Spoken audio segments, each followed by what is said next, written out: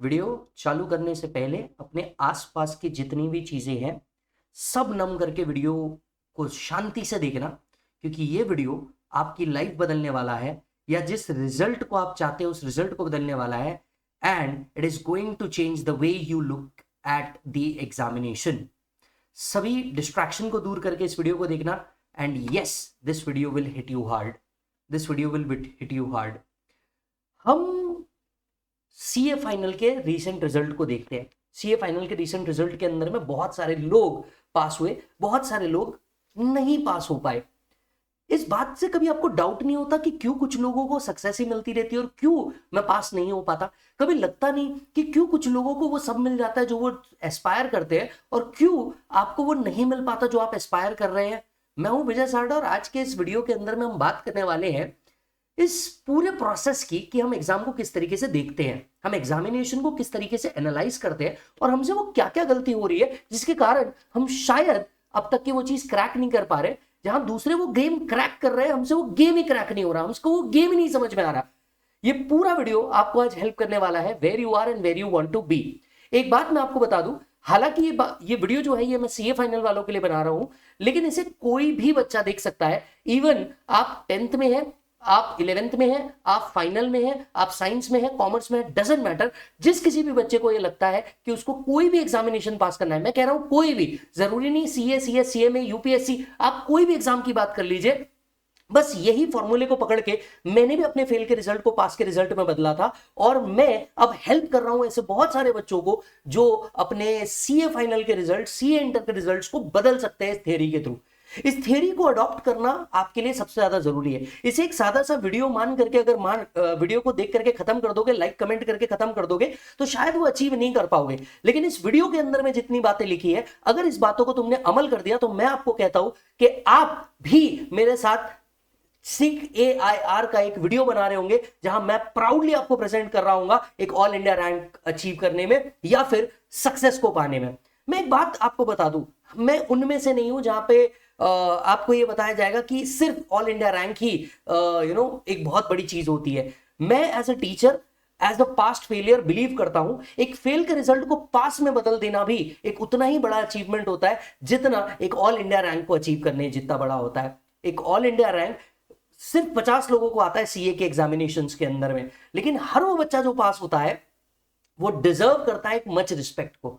तो आज हम डिस्कस करने वाले हैं 7 स्टेप्स प्रोसेस जो किसी भी एग्जाम को, आई रिपीट, किसी भी एग्जाम को क्लियर करने के लिए हो सकता है। सबसे पहली चीज, सबसे पहला स्टेप, इस वीडियो को आगे बढ़ाने से पहले मैं आपको एक बात बड़े प्यार से बता दूं। अगर आप कहीं शोर में बैठे हैं या आप कहीं डिस्ट्रैक्शंस में बैठे हैं तो प्लीज इस वीडियो को विदाउट डिस्ट्रैक्शन सुनिएगा। This will help you a lot to clear your examination. सबसे पहली चीज हमसे क्या होती है जो अचीवर से होती है और हम गलत कर देते हैं। आप कभी सोच करके देखिए, जिस आसमान के नीचे वो बैठा है उसी आसमान के नीचे आप बैठे हो, जिस धरती के ऊपर वो खड़ा है उसी धरती के ऊपर आप खड़े हो, जो हवा उसको छू के जा रही है वही आपको छू के जा रही है, शायद जो टीचर उसने सिलेक्ट किया वही आपने सिलेक्ट किया, जो सिलेबस वो पढ़ रहा है वही सिलेबस आप पढ़ रहे हो, पर ऐसा क्या हो रहा है कि वो पास हो रहा है और तुम नहीं हो पा रहे हो? इसका रीजन जब मैंने खुद ने एनालाइज किया मेरे फेलियर के बाद, तब मेरे को समझ में आया कि पहला, वो एनालिसिस करके बैठा था और मैं एनालिसिस नहीं कर रहा था। Here comes the first step of this particular video, analyze. Analyze of what? देखिए, कोई भी चीज को अचीव करने से पहले उसका एनालिसिस होता है। हम बेसिक गलती ये करते हैं कि हम सब्जेक्ट को प्रिपेयर करते हैं, सब्जेक्ट के लिए प्रिपेयर नहीं करते। कम ऑन, मेरी बात को वापस सुनिएगा। हम सब्जेक्ट को प्रिपेयर करते हैं, सब्जेक्ट के लिए प्रिपेयर नहीं करते। हम सब जो भी एग्जामिनेशन देना चाह रहे हैं, अब जैसे अगर मान लीजिए आप सीए फाइनल का एग्जामिनेशन देना चाह रहे हैं, जेन्युइनली दिल पे हाथ रख के बोलिए कितने लोग आप में से ऐसे थे जिन्होंने एक्चुअली पेपर का प्रिंट आउट निकाला और पेपर का प्रिंट आउट निकाल करके ये देखा कि क्वेश्चन, कौन सा क्वेश्चन कितने मार्क्स को आता है। जैसे क्वेश्चन नंबर 1 है, उसका पार्ट ए, पार्ट बी आता है, पार्ट सी, पार्ट डी आता है, क्या आता है? आपने कभी ये देखा? यानी आपने एग्जाम सब्जेक्ट को प्रिपेयर किया, एग्जाम के लिए प्रिपेयर नहीं किया। Are you getting the point? Right. तो सबसे पहला स्टेप आपने क्या करना चाहिए? सबसे पहले आस्क फॉर योर पेपर। अगर आप मान लीजिए किसी भी एग्जाम में फेल हो चुके हैं, जैसे बहुत सारे सीए फाइनल वाले बच्चे, अगर आपने एग्जाम क्लियर नहीं किया है तो फर्स्ट स्टेप आप ये कीजिए कि आप अपना पेपर मंगाइए और जो आपने सॉल्व करके दिया है, और उसी के साथ साथ आप लोग पिछले 3 साल के पेपर को डाउनलोड कीजिए। तो पिछले 3 साल के पेपर को डाउनलोड करो और इसका एक्चुअली जेरोक्स निकालो, प्रिंट आउट निकालो और ये प्रिंट आउट निकाल करके अपने पास रखो, ठीक है। अब सबसे पहले एनालिसिस में आपको क्या करना है कि पेपर को सिर्फ रैंडमली जा करके देखो, और ये किसी भी सब्जेक्ट के लिए एप्लीकेबल है। आप सिर्फ रैंडमली उसको जा करके देखो कि वो क्या है, पेपर आता कैसा है, दिखता कैसा है, पेपर का फील लो 2 मिनट के लिए कि पेपर वो दिखता कैसा है, क्या आता है उस पेपर के अंदर में, कौन सा क्वेश्चन कितने मार्क को आता है, थ्योरी कितनी आती है, प्रैक्टिकल कितना आता है। जिन लोगों का रिजल्ट कभी ना कभी फेल आया है उनने सबसे पहले अपने आंसर शीट को मंगाना है। रिवैल्यूएशन के लिए मत डालो, रादर री इवैल्यूएट करो कि कहां कहां क्या क्या गड़बड़ हो रही है, कि इंस्टीट्यूट का एक्सपेक्टेड आंसर क्या था और आपने क्या लिखा है। अब यहां पे हमने फर्स्ट स्टेप के अंदर में 2 टास्क किए। पहला, हमने पेपर मंगाया जो लास्ट के पेपर्स है इंस्टीट्यूट ने लिए हुए। दूसरा, हमने अपना आंसर शीट मंगाया। अब नेक्स्ट स्टेप आपको एनालिसिस में एक और चीज करनी है, वेयर यू वेंट रॉन्ग। जो आपने आंसर शीट मंगाई है और जो सजेस्टेड आंसर्स है वो चेक करो कि इसमें आपने कहां गलती की। ये पूरी जर्नी के दौरान भी आपको समझ में आ जाएगा। जैसे प्रैक्टिकल सब्जेक्ट के अंदर में और ज्यादा प्रैक्टिस की जरूरत थी, आपने नहीं किया, राइट इट डाउन। तो आपकी जो गलती है इसे राइट इट डाउन करना है, और ये राइट इट डाउन करके आप जहां पे भी पढ़ रहे हैं वहां पे टेबल पे सामने लगाना है कि मेरी क्या क्या गलती हुई है, यस और नो, राइट। तो आपको समझ में आएगा, हाँ यार राइटिंग प्रैक्टिस मैंने नहीं की, थ्योरी मुझे बार बार रिवाइज करना पड़ता था, मैंने पॉइंटर्स नहीं लिखे, फॉर्मूलाज मुझे एंड टाइम पे याद नहीं आए, मैंने रजिस्टर इनकम्प्लीट रखा था, मैंने वीडियोस इनकम्प्लीट रखे थे, व्हाटसोएवर आपको जो लगता है दिल से कि हाँ यार ये मैंने गलती की है, second step in the first step is कि आपको क्या करना है, राइट डाउन करना है। तीसरा, चेंज इन अप्रोच। आप साथ साथ में ये भी एनालाइज कीजिएगा, जब आप ये पहले 2 एनालिसिस कर देंगे तो तीसरा एनालिसिस आपके लिए क्लियर हो जाएगा, change in approach, what went wrong. मतलब आपने अगर प्रैक्टिस नहीं की थी तो now your approach should be कि मेरे को प्रैक्टिस करनी है। थ्योरी प्रॉपर नहीं लिख पाया था तो नाउ मुझे थ्योरी का प्रैक्टिस करनी है। फॉर्मूला अगर नहीं ले पाया था अब मुझे फॉर्मूला का प्रैक्टिस करना है। यानी ये चीज आपको स्टेप नंबर 1 में सिर्फ और सिर्फ एनालिसिस के ऊपर हेल्प करेगी। अनलेस एंड अनटिल आप एनालिसिस नहीं करेंगे तब तक कि आपको रिजल्ट नहीं मिलता। एक बहुत अच्छा कोट है, a person who fails to plan plans to fail. तो please don't fail to plan. First step is analysis. Analysis करने के बाद अब हम आते हैं सेकंड स्टेप के ऊपर। देखिए, सिर्फ सोच लेने से अगर सबको मिल जाता ना तो ऑलमोस्ट सबके पास हर चीज होती, लेकिन सिर्फ सोचने से नहीं होता, अब उसके ऊपर करना भी होता है। Second step is right your target. ये राइट योर टारगेट मतलब क्या होता है, अब आपको मेरे साथ एक एक्सेल बनानी है। मैंने कई लास्ट ऑल इंडिया रैंकर्स के इंटरव्यू लिए, उनसे बात करी और बात करके एक चीज समझ में आई कि यार ये बंदा क्या करता है आपको पता है, ये बंदा अपने हर टास्क को लिख लेता है और उन हर टास्क को जब वो लिखता है तो उसको बार बार वो चीज दिखती है और वो एक एक चीज को क्या करता है उसको वो टिक कर देता है। अब कई बच्चे ये बोलते हैं कि मेरे को सिलेबस में 20 टॉपिक तो पढ़ने हैं, लेकिन क्या आपने उस 20 टॉपिक को लिखा और 20 टॉपिक को लिखने के बाद हाँ ये हो गया, ये हो गया, ये हो गया, ऐसे टिक आउट किया? The answer is no. इसको चेकलिस्ट बनाना बोलते हैं। अब आपको बनानी है एक चेकलिस्ट। स्टेप नंबर 2, आपके घर पे डेफिनेटली कंप्यूटर होगा, राइट। मैं आपको बस अप्रोच बदलने बोल रहा हूं और बिल्कुल अप्रोच बदलना ही है। एक एक्सेल बनाइए, इस एक्सेल में सारे टॉपिक लिखिए। जैसे अगर आप फाइनल के अंदर में है FR, SFM, audit, DT, IDT and IBS, ऐसे पूरे के पूरे टॉपिक लिखिए। एक एक एक्सेल शीट 1 2 3 4 5 6।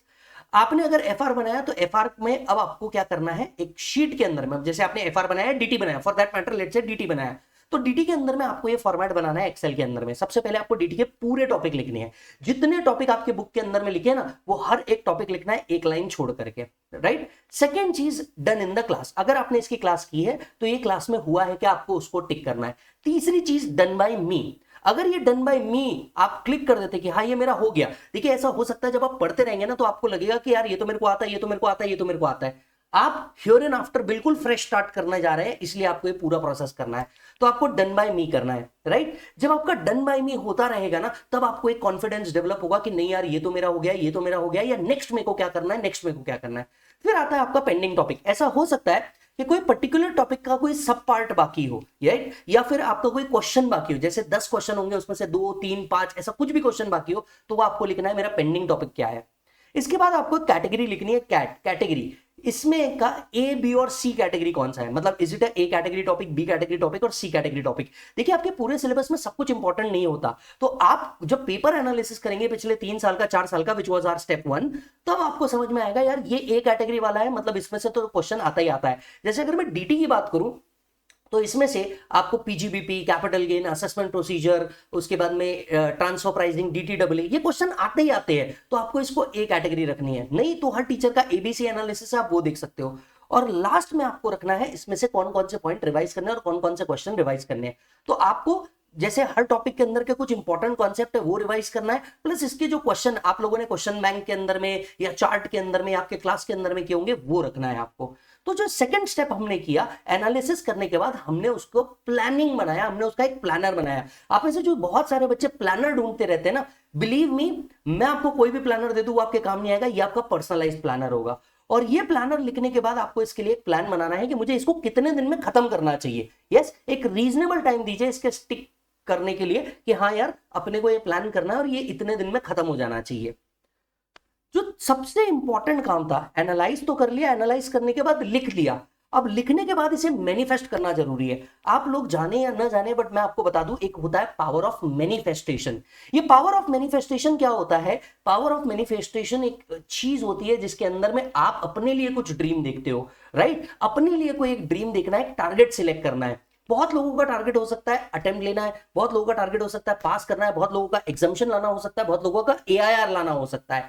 मैं आपसे एक ही बात कहूंगा, एक रियलिस्टिक अचीवेबल मैनिफेस्टेशन रखो। जैसे अगर आप फाइनल के अंदर में हो, 600 इन टोटल मार्क्स है, तो आप एक मैनिफेस्टेशन रखो कि यार मेरे को 400 अचीव करना है, 420 अचीव करना है, 500 करना है, 579 करना है, व्हाटसोएवर इज योर मैनिफेस्टेशन। सबसे एक मैनिफेस्टेशन लेकर के आओ, क्योंकि आपका पूरा का पूरा प्लान और मेहनत इस मैनिफेस्टेशन पे डिपेंड करेगा। ऑब्वियसली आप सब यहां पे लिखेंगे कि मेरे को तो पास होना है, लेकिन पास भी होना है तो उसके आगे एक मार्क लिखो, और मार्क लिखने के साथ साथ मैं तो ये कहूंगा कि उस सब्जेक्ट के मार्क लिखो कि मेरे को इसमें इतना तो अचीव करना ही करना है। यस, पास होना हर एक का ड्रीम होता है, हर एक जन होता नहीं, पहले ये याद रखना। तो आपको पहले मैनिफेस्ट करना पड़ेगा, नहीं यार मेरे को 90 मार्क्स इसके अंदर में लेके आने हैं, मेरे को 82 तो इसके अंदर में लेके ही आने हैं। तो आपको एक रियलिस्टिक अचीवेबल टारगेट लिखना पड़ेगा, right? And you have to have a zeal to restart, और रीस्टार्ट करके कि यार मैं इतने तो मार्क्स लेके आऊंगा। एक बात सोच के देख, चाहे एफआर हो, एफएफएम हो, डीटी हो, आईडीटी हो, इसमें से कौन सा ऐसा सब्जेक्ट है, ऑडिटी क्यों ना हो, जो तूने पहले नहीं पढ़ा है। ब्रो, तूने पढ़ा है ये सारे सब्जेक्ट पहले भी, तुझे क्या करना है, तुझे बस एक डिसिप्लिन लेके आना है जो तू बहुत पहले खो चुका है, उस डिसिप्लिन को वापस लेके आना है। तो तुझे एक डिसिप्लिन वाइज अपने एक मार्क्स लगाने पड़ेंगे रियलिस्टिक बेसिस पे। कुछ लोग प्रैक्टिकल्स में ज्यादा मार्क्स एक्सपेक्ट करेंगे, कुछ लोग थियोरी में ज्यादा मार्क्स एक्सपेक्ट करेंगे, पर आपको ये करना ही है। यस और नो? इसके साथ साथ आपको एक गोल्स एंड मार्क्स एलोकेशन करने पड़ेंगे कि हाँ यार अगर मान के चलिए कि मैंने टारगेट लिया, लेट्स से आउट ऑफ 600 मैंने टारगेट लिया कि भैया मेरे को 512 लाना है। इस बार के ऑल इंडिया रैंकर ने 508 लाया था, मैं यहां पे 510 लेकर के आऊंगा। इस 510 को आप नंबर वाइज लिखे, सब्जेक्ट वाइज, कि मेरे को इसमें इतने, इसमें इतने और इसमें इतने मार्क्स चाहिए। Are you getting the point? Right? तो तीसरा स्टेप हो गया मैनिफेस्टेशन। पहला हो गया एनालिसिस, दूसरा हो गया प्लानर बनाना, तीसरा हो गया मैनिफेस्टेशन, चौथा हैव अ शेड्यूल। अब ये जो मैं आपको शेड्यूल बता रहा हूं, इसको हियर एंड देयर 1-1.5 घंटा इधर उधर हो सकता है। टू बी वेरी ऑनेस्ट, अगर आपको फर्स्ट अटेम्प्ट में पास होना है, स्पेशली प्रोफेशनल एग्जामिनेशन के अंदर में, अब अगर कोई बच्चा इसे कोई और कोर्स के लिए देख रहा है तो आपके टाइम लिमिट्स डिफर कर सकते हैं। मैं स्पेसिफिकली यहाँ पे CA inter, CA final, CMA final, CS executive, इस सब प्रोफेशनल कोर्सेज की बात कर रहा हूं। सबसे पहले you need to have a 12 hour plan. एक बात याद रखिएगा, दिन में 12 घंटा आपको पढ़ना ही पढ़ना है, 12 घंटा आपको स्लॉक करना ही करना है, मतलब हाफ डे आपको पूरा डेडिकेट करना है।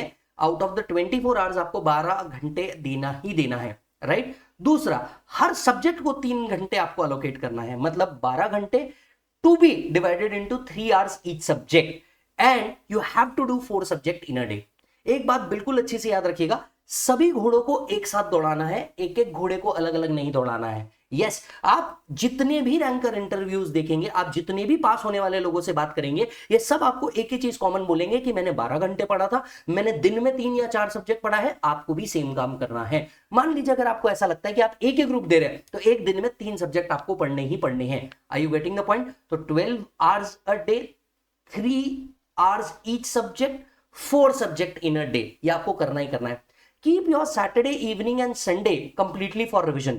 एक हफ्ते में आपने जितना पढ़ा है, संडे के दिन ये रिवाइज अगर कर लेंगे तो आपका उसी हफ्ते के अंदर में पूरा का पूरा क्या हो जाएगा, रिविजन हो जाएगा। एंड एक बात याद रखिएगा, आपको ये रिविजन 30 डेज पे रिपीट भी करना है। Are you getting the point? जैसे ही आपका 1 महीना कंप्लीट होता है, वैसे आपको इसे रिवाइज भी करना है। अब जैसे कि अगर मैं बात करूं, जिन लोगों का मई 25 का अटेम्प्ट आ रहा है, उनने क्या करना चाहिए? उनने यहां से आपको 2 मंथ्स का प्लान बनाना है। 2 months for group 1, 2 months for group 2, और बचे हुए जो टाइम होगा राइट। बचा हुआ जो आपका टाइम होगा उसका आपको अदर रिविजन्स के लिए डेडिकेट करना है। तो 2 मंथ्स का प्लान यहां से आप लोग लेके चलेंगे।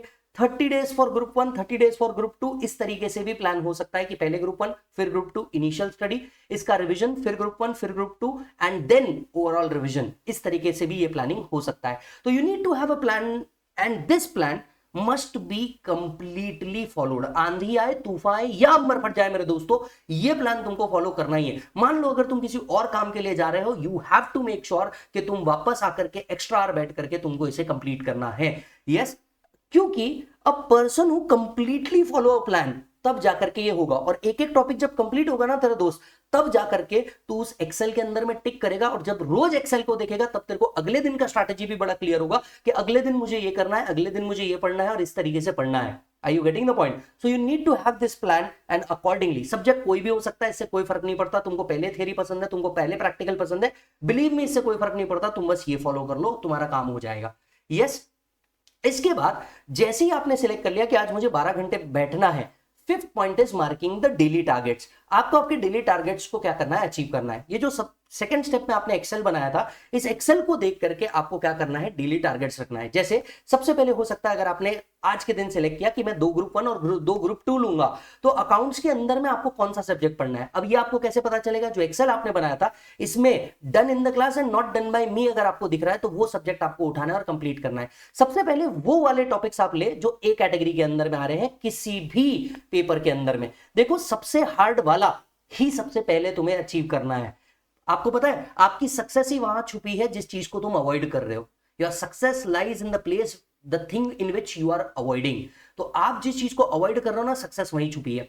ए कैटेगरी वाले जो सबसे हार्ड है, सबसे पहले तुमको लेना है, क्योंकि इसमें अगर आपको ज्यादा टाइम भी लग गया तो आप इजी वाले में अपना टाइम सेव कर लेंगे। तो आपको ही अपने टारगेट्स यस और नो के बेसिस पे डेली अचीवमेंट्स के अंदर में लिखना है, और जहां जहां आप लैग कर रहे हैं इस टारगेट्स के अंदर में, उस दिन आपको उसके लिए एक्स्ट्रा मेहनत करनी है। आपको रीअफर्म करना है हर हफ्ते कि आप ये कंप्लीट कर रहे हैं और आपने इस पूरे टारगेट को कंप्लीट किया है on a everyday basis. Yes, जहां पे भी आप पढ़ रहे हैं आपको एक मोटिवेशन की जरूरत है। वैसे मेरे YouTube चैनल के ऊपर बहुत सारे मोटिवेशन है, बट फिर भी आपका एक पर्सनल मोटिवेशन होना चाहिए। और इसलिए आप अपनी जहां पे भी पढ़ रहे हैं वहां पे लिख करके रखिए, you know, your all India rank, इतने मार्क्स तो मेरे को चाहिए चाहिए। कुछ मोटिवेशनल कोट्स वहां पे डाल करके रखिए, राइट। आप अगर किसी व्यक्ति को आइडल मानते हैं तो उसका फोटो वहां पे लगा करके रखिए कि नहीं, मुझे ये चाहिए ही चाहिए।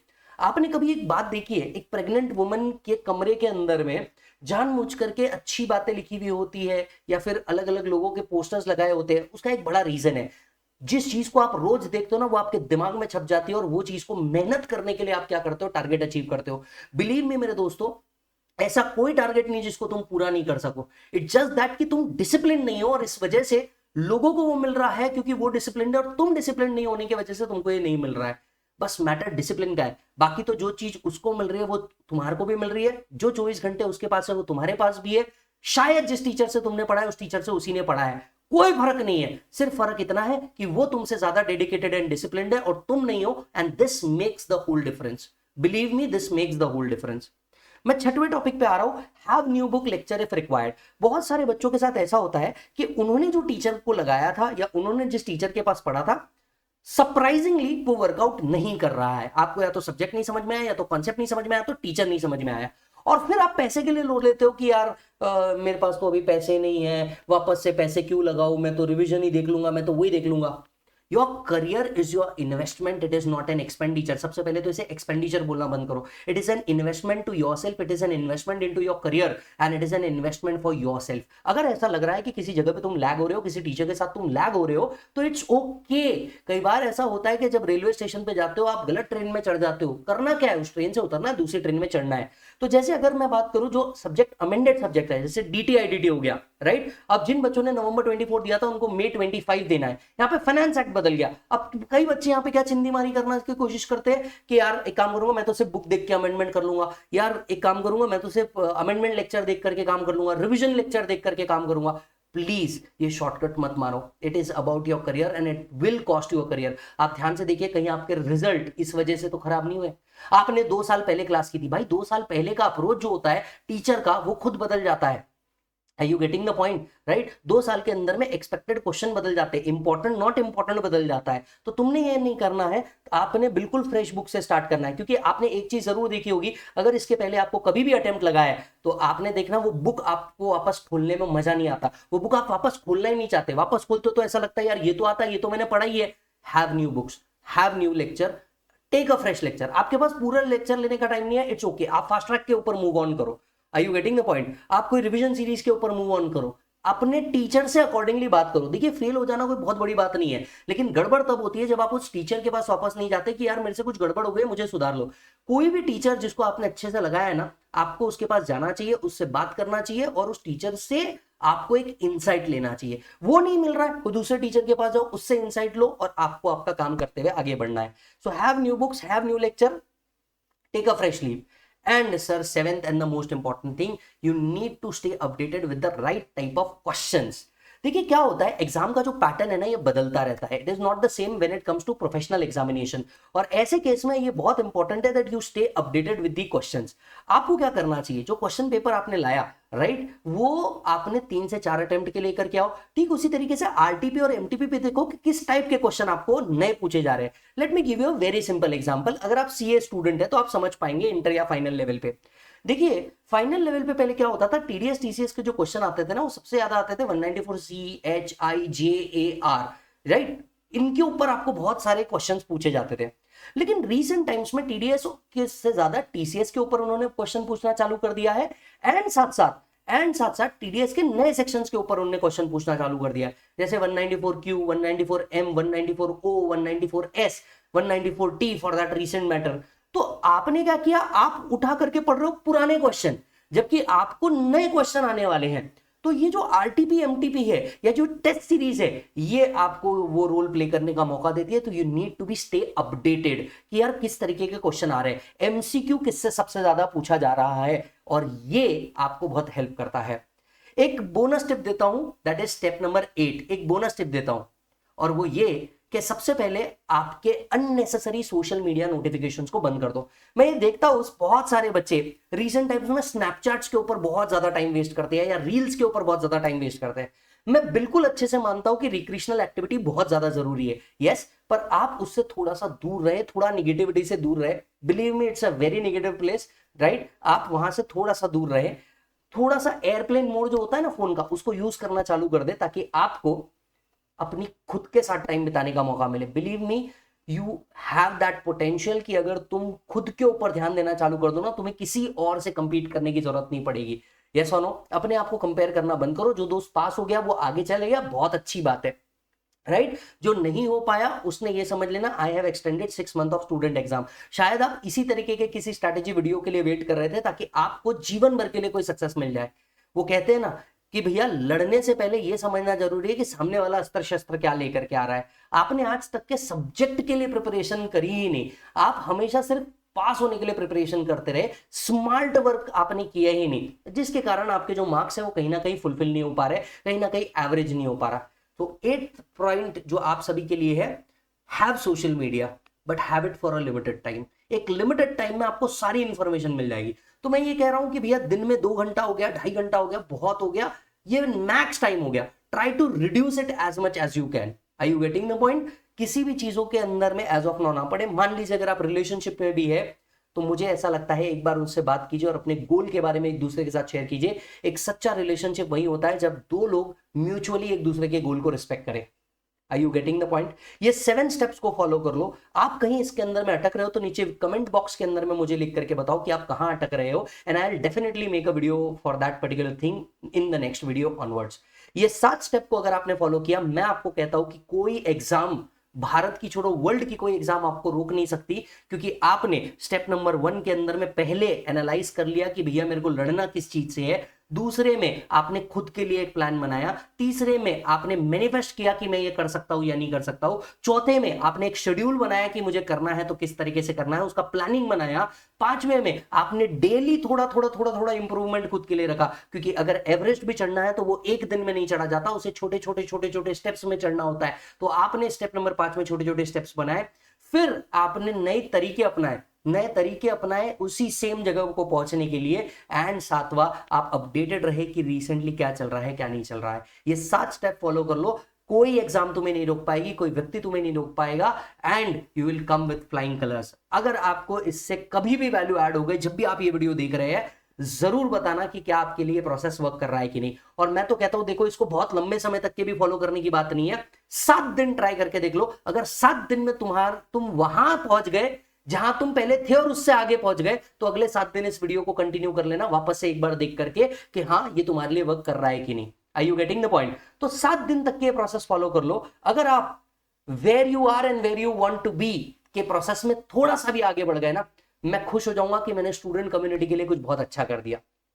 यस, इन 7 स्टेप को फॉलो करो। एंड हाँ, आगे के जो वीडियोस है उसके अंदर में बने रहिएगा। कुछ दिल पे बात करनी है तो इसके नीचे कमेंट भी कर दीजिए, या इंस्टाग्राम पे सीए विजय साडा के नाम से भी मिल जाऊंगा, या टेलीग्राम पे सीए विजय साडा के नाम से भी मिल जाऊंगा। तब तक कि आप अपना पूरा ख्याल रखें और इन 7 स्टेप्स को फॉलो करते रहे। Bye bye.